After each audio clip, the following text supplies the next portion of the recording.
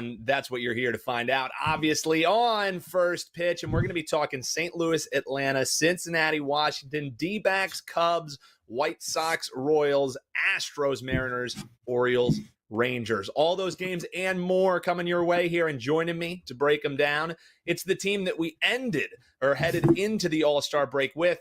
They did such a good job. We brought them right on back. Bryan, Leonard, and Adam Trigger breaking down the slate for you here today. I'm your host, Dan Alexander, and we are excited to be back. Thanks for joining us. If you're watching live or on the rewatch, hit that like button and make sure you are subscribed so you never miss when we're going live here or posting content on WagerTalk TV. We know B. Leonard's cat's pumped up for the return of baseball. Bryan's talked about it before. Absolutely loves baseball, curling up, handicapping. That's how Bryan picks so many winners. His cat's got the direct line to how to bet these games. Bryan, let's start off here with St. Louis and Atlanta. It looks like we got Sonny Gray and Spencer Schwellenbach is going to be the opposing pitcher here. Total in this one, we're looking at some 7.5s out there, some plus money that you can even get looking towards the under. You think runs coming out of the All-Star break might be at a premium in this matchup? What are you thinking, Bryan? I think in this one, I really do. I was hoping to get a little bit better on the line to play the under here, but the line's fair, and I like it. Sonny Gray, best pitcher on the St. Louis staff. He's had some up and downs as of late. I like veteran pitchers and veteran teams, actually, coming out of the break to concentrate on what they're doing and work on that. And Sonny Gray obviously has something to work on because he did struggle a little bit down the stretch. But he's by far their best pitcher, and I think he comes out really strong here. I took a look at these teams on the season in WRC Plus. They're both below average. They're in the bottom half of the league in hitting. And if you take a look, a lot of the guys that I follow do really intense work on the stats for Major League Baseball. They come out with a lot of good stuff over the week because of the All-Star break. And they talked about isolated power. And these two teams struggle in that regard, especially Atlanta. I remember just a couple of years ago, Atlanta was up there with the Yankees, with the Dodgers in WRC Plus this year, as I mentioned, below 50% for the league. And if you take a look at the power part of that, there is none. Marcell Ozuna's having a terrific season. Riley's starting to hit a little bit better as of late, but Olson's having a terrible year after that terrific season he had last year. And obviously, when you're missing what was the number one fantasy draft pick in the outfield in Acuna, Acuna has been gone pretty much the entire season. Sean Murphy, who was really good as a catcher last year, hitting wise, he hasn't had a good season. Neither has Adam Duvall and some of these outfielders. So, not buying into the Atlanta offense at all here, but I do like Spencer Schwellenbach. You take a look at his numbers. He only walks 5.3% of his batters. Strikeout rate's a little bit lower at 21.9, but hey, for a young guy who's only made a few starts in the majors, that's the least of my worries. But he keeps the opposition off balance. Exit velocity is excellent, 87.5. Hard hit percentage and his expected WOBA are great. I think we've got two pitchers that are far better than what the hitters are in this game. I like the under here. And although Atlanta's a place, I've been there before, the ball does travel. I think we can get an under here, and the line's very fair in this one. Yeah, and even I'm seeing some 8s pop in at some spots as well. So if you do like that 7.5, hey, you can get plus money on it. Or if you want a little bit of that half-run insurance, check that under out, sitting over at 8. That's Bryan Leonard. WT.buzz/BL is where you can find him at. Trig, you'll be happy to know, I'm sure you can tell, I'm on the road here, so I do not have the bell. So I'm sure you're happy to know that. But rest assured, Joe Ranieri behind the scenes, he will not let a stone go unturned. So I just want to warn you, Trig. There may be some ringing in your future. But man, all joking aside, let's talk some D-backs and Cubs here. This one is an early game, so I'm glad we're starting with it here at the top. Looks like a 2:20 start is what I'm seeing here on my screen. And I know in this game, you're hoping the Cubs have a strong post-All-Star push because you have some future tickets that you're holding with that ball club. But as far as this game goes, how do you see it shaking out, and what do you think is maybe an angle that folks could bet in this one? Yeah, I mean, as far as the side is concerned, I think both of these teams are extremely underrated. Especially the Diamondbacks. If Fair. I had, if I had to throw a side lean out, which I don't have a strong opinion on the side, I would just, take a shot with the plus money because I actually think Arizona is probably the most undervalued team relative to what their expected record should be in the league. They're 49-48. Their expected record is better than that, and I think they're better than that. So Arizona is probably the most undervalued team right now of the good teams, right? Like you can make a case that some of the, the bottom teams are way undervalued against what the market says they are. But like, I think Arizona is a really good team that's priced like a 500 something team. So I don't want to fade them here. I don't want to lay minus 140, minus 145 and play against them. But I do feel like the Cubs, could have a good second half. They kind of saved their season, Dan, winning 6 of 8 heading into the All-Star break. I think that they were kind of left for dead before that stretch. Sweep the Orioles, which was just massive for them to sort of get back in it.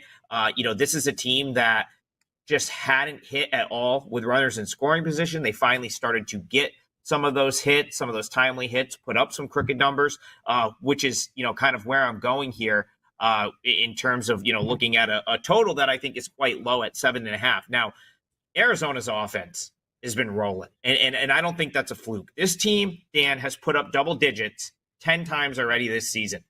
That's as many times as they scored 10 or more last season. And they've done it with guys like Corbin Carroll, Eugenio Suarez, like not having great first halves. And now both of those, I bring those two guys up specifically because they're both starting to heat up. You have Carroll prior to the All-Star break. He's improved his OPS in every month so far this season, from an ice cold April, a little bit better in May, a little bit better in June. So far in July, he's got a chance to have an 800 OPS, which is kind of what I expected him to be as a player when he came into the league. And of course, if you guys remember back to the beginning of last season, I mean, it looked like he was going to set the league on fire those first couple months. And then he kind of, the league figured him out and he had to figure out how to adjust. And then Eugenio Suarez is just a veteran that you expect a lot more than like hitting, a $190, which is where he was at up until a couple weeks ago. He had a huge week last week. And so, you throw two guys that have been struggling in with guys like Ketel Marte, who's, in my opinion, I have him as like a top 10 player in the league, and some of the other guys in this lineup. And that's an offense that can do some real damage, even against a guy like Justin Steele, whose numbers speak for themselves. So, I'm not going to sit here and break down Steele's numbers. I mean, below 3 whip, below 3 ERA, below 1 whip. He's clearly one of the elite starting pitchers in the league, but Arizona hits left-handed pitching extremely well. And so at the very least, I think that they can have good enough at-bats here, Dan, where Steele's not going 7-8 innings. And I think that if they can get him out in the 5th or the 6th, probably the 6th since Steele tends to pitch deep, you're going to get cracks at a Cubs bullpen, which is still plug and pray, in my opinion. There's still Counsell's still figuring out what he wants to do with the pen. It's worked more than it's not worked recently, but we've seen stretches where they just cannot get it right at the end of games.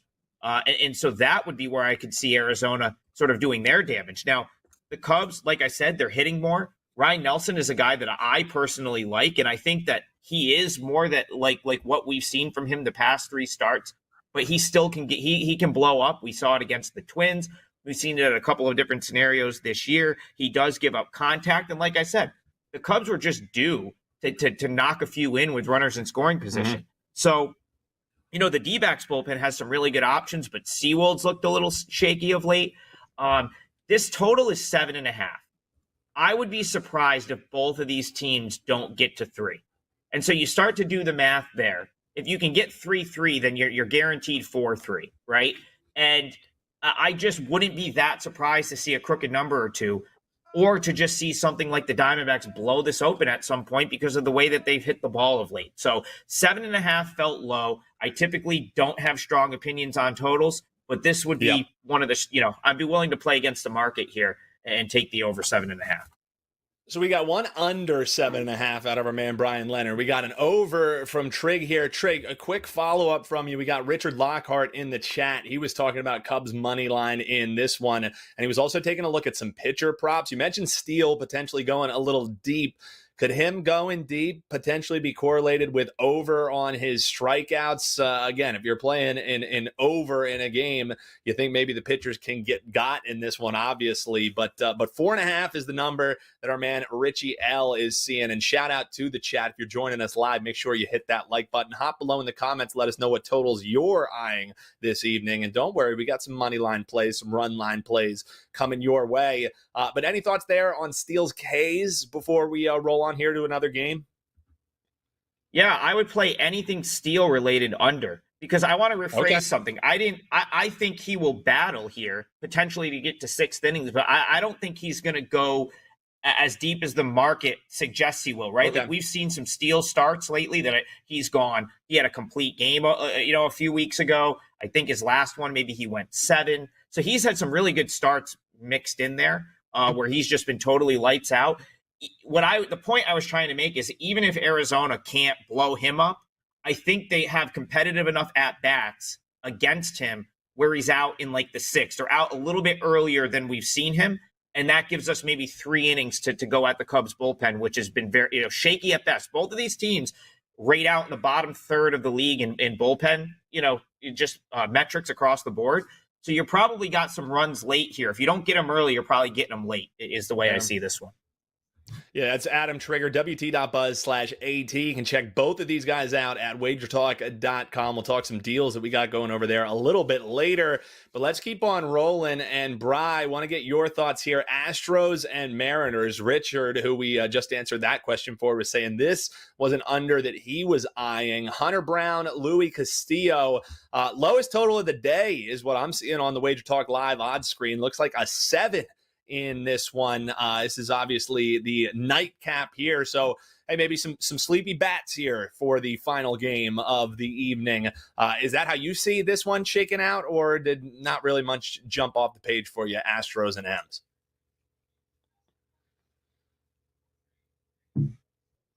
We got you muted here, Brian. I think the cat attacked you. Okay, sorry about that. There we go. Trig made a great point when he talked about the bullpens. Mm-hmm. The bullpens are all ready. Normally, you've got to take a look at who pitched yesterday, who's pitched throughout the last 3 days. So true. That kind of thing. And so now every team has got the full bullpen. And while I'll agree on, the Arizona, the bullpen hasn't been that great, they've got everybody in the correct positions going into it, which is not the position you're in during the normal run. You rarely have your 7th inning guy, 8th inning guy, 9th inning guy all set. So true. So, which is another reason why I prefer the unders a little bit on today's card, along with the bats that haven't been used. So, yeah, when I take a look at this one with the Houston game, I prefer the Houston side. I could see the under as well. Okay. But I've talked in the past about Seattle's this being a bad place for hitters. I even looked into it a little bit more during the break, and yeah, it's pretty bad. When you take a look at teams when they play at home and on the road, Seattle team is far better hitting on the road, and that tells you that teams should struggle here, which is one of the reasons why Seattle's starting pitching staff is considered, if not the best, one of the best in Major League Baseball. Now we're seeing why, is because they're pitching in this place that doesn't give up many runs. Hunter Brown, other than one start in the last 2 months, he has been fantastic. And him pitching against a Seattle team who strikes out more than anybody in baseball, them along with the Minnesota Twins are two teams you want to pitch against when it comes to strikeouts. I think Hunter Brown's going to have a big day here. I don't do the props. I don't know what his strikeout numbers are. That would be something that I would take a look at. If you do play those props, take a look at Hunter Brown here against this Seattle offense. Brown's been terrific, and to catch him here, that's a slight underdog with the better team in Houston. I prefer that side. The situation for Seattle is right now, I'm just looking to fade them as much as I possibly can. They're not playing well, and this is a pretty good spot here for the Astros, and I'll take them. Going to talk O's Rangers coming up here next, but Trig, you have any other thoughts there? Tie a little bow on Astros and Mariners before we get rolling to the Corbin Burns show. How do you see that one shaking out? No, I don't have a huge opinion here. It's just this was one I kind of quickly skipped off because, and the reason I don't is I still think the Mariners have elite pitching, and very well could win that division with the pitching that they have. I just don't trust the bats at all, and the Astros sort of started to get themselves back in the mix prior to the break. So it's just a tough one for me here because I could make a case for both. So not much on this one. All right, well, then let's swing it to O's and Rangers. Corbin Burns, Eovaldi, and man, talk about teams who limped into the All-Star break. That was the case for this Orioles team, man. I mean, that was not too kind for them. Sure, they end it with a win. You kind of waved the white flag. Finally, we got a win against the Yankees. Before that, Trig, it was 5 straight losses. And it wasn't only just, we're scraping along. They were leaving all kinds of runners stranded. So do you think we might be seeing a potential regression or positive regression, I guess, in the case to the mean for this Orioles side? Because it wasn't like they weren't making contact. They just weren't getting those runs across. So you think maybe some time away resetting for this O's team who was rolling before that little stretch could be a huge boost for the bats. How do you see this one kind of playing out here? Because both of these teams are maybe hoping, especially in the case of the Rangers, they can finally catch fire here coming out of the break. Yeah, I'm going to talk about this one on WagerTalk today, so I'll go in more detail there. But quickly, yes, I think the Orioles are, you're going to see some short-term value on them, in my opinion. They lost 5, just to put it into context, they lost 5 of 6 to finish the first half. They're still 20 games over 500. This is a team that managed to avoid any sort of real adversity for 2 years in the regular season. They've basically overachieved for 2.5 years up until 2 weeks ago when they finally slumped and lost, had an extended losing streak. So it's been insane to watch the Orioles this year with expectations play as well as they have. And I think that, that was nothing more than a road trip to Seattle. They went Seattle, Oakland on a road trip, and then they had to come home, play the Cubs in a do or die series, and then play the Yankees, who came off of playing poorly against the Rays. So that was just it's kind of a perfect storm of tough spot after tough spot for the Orioles. So yeah, I like them here. You rarely get Corbin Burns at minus 125. He is up against what would be considered an elite option in Eovaldi. But the one thing I like, I've talked about this on First Pitch a couple of times with the Orioles, is they struggle with velocity, right? If you look at their offensive numbers, they're near the bottom of the league in hitting velo, which is anything 95 and up. And so you look at Eovaldi, he sits about 96 on his four-seamer, but all of his other pitches are, he throws 5 pitches, and those are kind of his out pitches, right? Where he relies on that curveball or, being able to take a little bit off the fastball to get outs.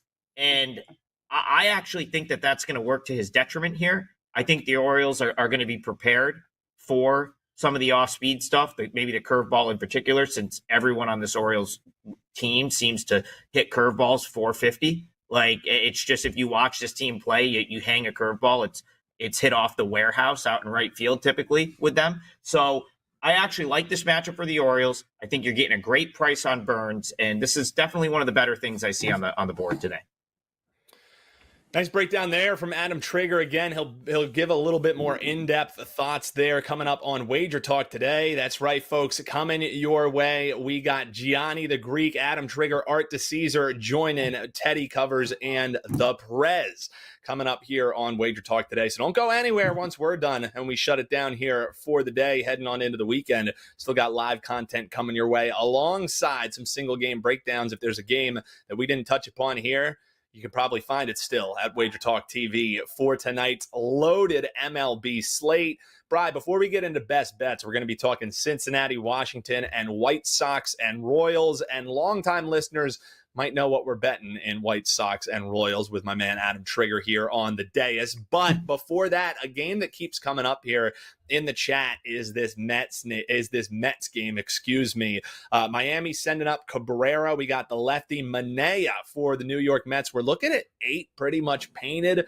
across the board here. Road favorite Friday is kind of the theme here often on Fridays, even following the All-Star break here. Anything stand out to you in this Mets and Miami matchup? Because again, that 8 painted, maybe Mets bats can continue rolling a little bit. What are you thinking? I do like the way the Mets are playing. Can't argue with that at all. So you almost wish that the break didn't happen because it almost stops, how you can bet on them, That is a great point. A lot of people like to play streaks. Well, keep in mind that the streaks have all ended. You can't take a week off and expect it to continue like that. So if you're playing streaks, you start all over again here.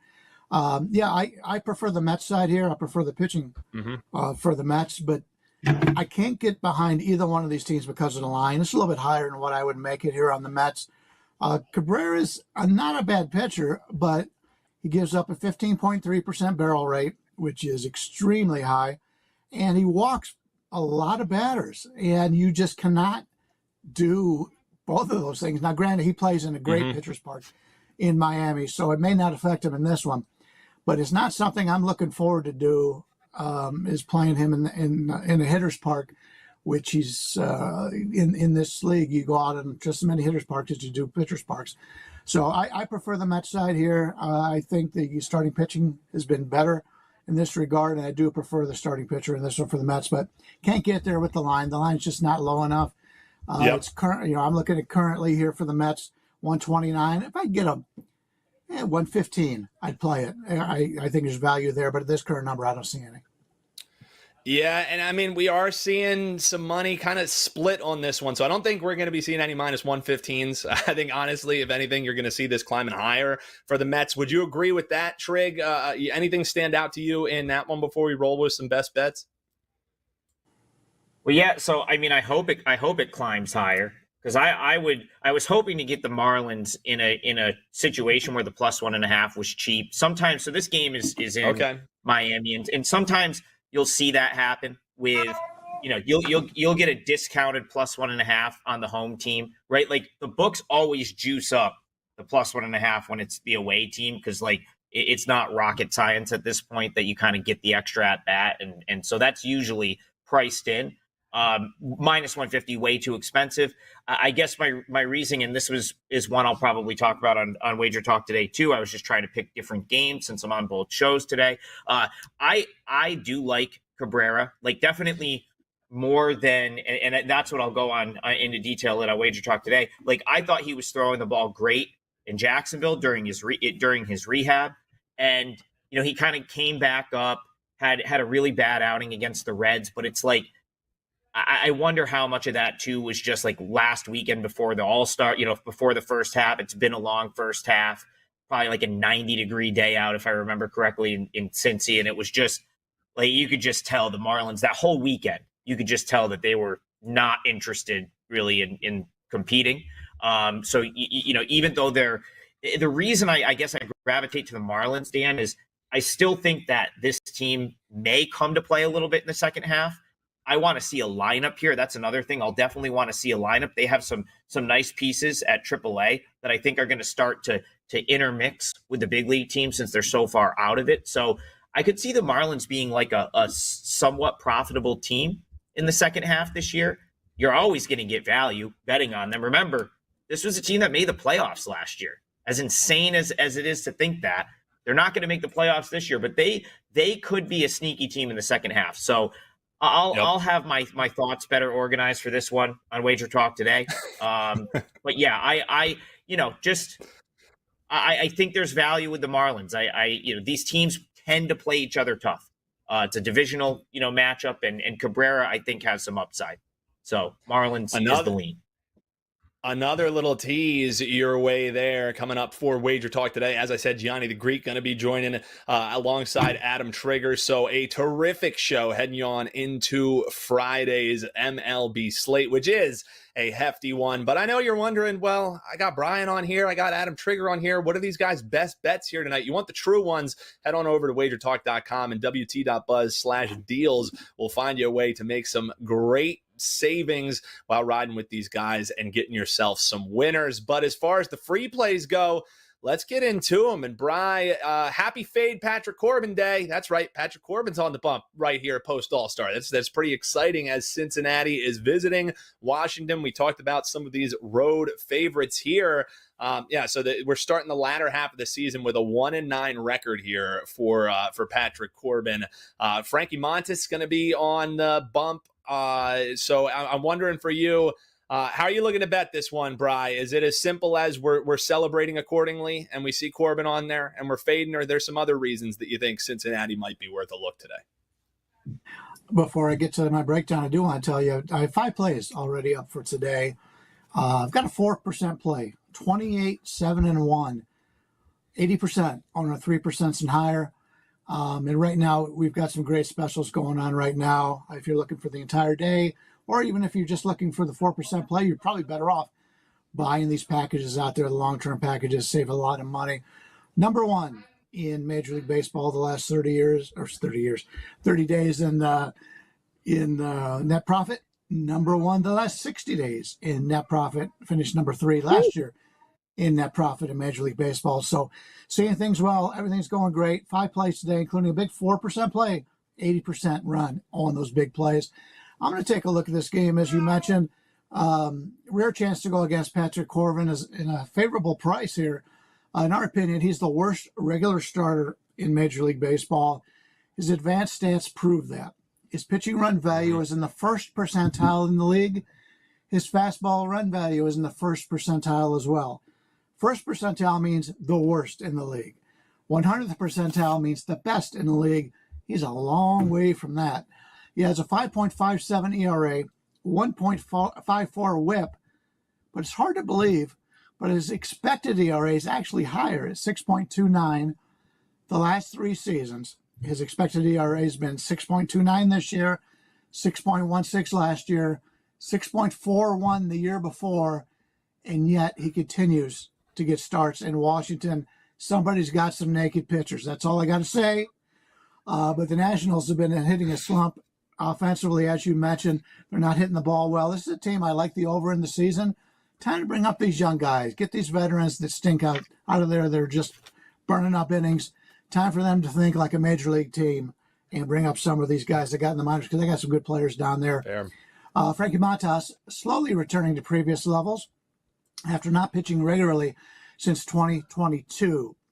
He had thrown 3 good starts, compiling 17 innings, only 5 earned runs, until getting hit pretty hard last time out in Colorado.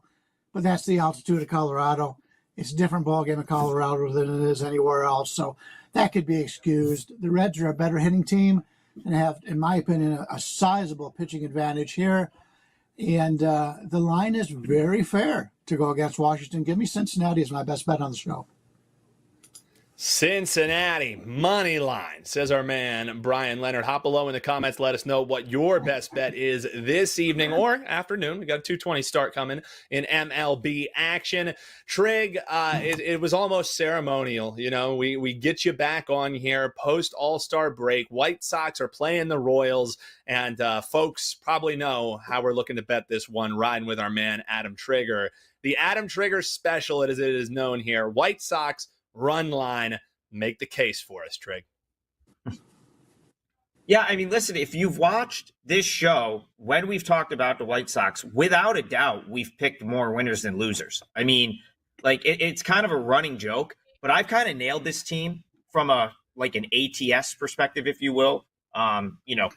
It's almost always White Sox plus 1.5. The reason being, they're priced as a bottom team. They're one of the worst teams in the league. I've kind of said this with bad teams this year, and it's the reason that I probably won't have any action on the Marlins today. I really don't like backing bad teams unless I'm getting the plus 1.5. and this is a case where you do get it, plus 1.5 for the White Sox here is minus 115, minus 120. Dan, I did last call on Saturday, was going to go in detail about talking about Chris Flexen, and Kelly started ringing this obnoxious bell. I didn't get a chance to, so I'll do it here. He's the White Sox starter in this game, and the reason I want to talk about him is he's someone I've watched extensively since his time in KBO in 2020. I feel like from last year to this year, he's keeping the ball down, and thus he's keeping it in the ballpark. He's not giving up these fly balls that turn into home runs. Last year, I noted this on a couple of occasions. He had an atrocious fly ball to home run rate, far worse than like the majority, like league average. So what I mean by that is the number of home runs per fly balls he was giving up was like far and away the worst in the league.